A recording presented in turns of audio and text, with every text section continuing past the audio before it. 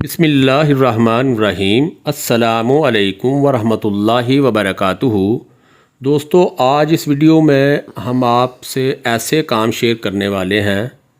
جو گھروں میں تنگ دستی اور بے برکتی کے اسباب بنتے ہیں، جس میں پہلا یہ ہے کہ نماز میں سستی کرنا، گناہ کرنا خصوصاً جھوٹ بولنا، نیک اعمال میں ٹال مٹول کرنا، بغیر ہاتھ دھوئے کھانا کھانا،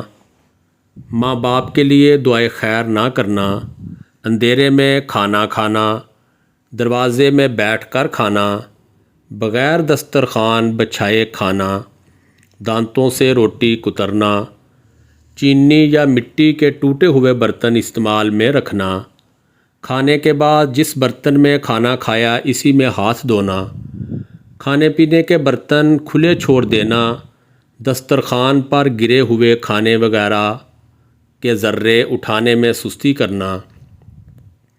گھر میں مکڑی کے جالے لگے رہنے دینا، چراغ کو پھونک مار کر بجھانا، ٹوٹی ہوئی کنگھی استعمال کرنا۔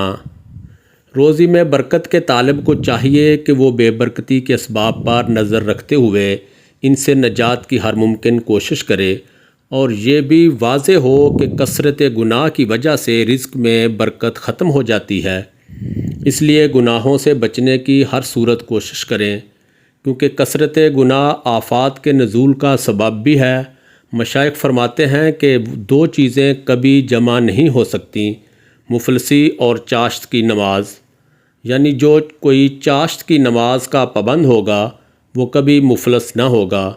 غربت، بے روزگاری اور تمام مشکلات کا خاتمہ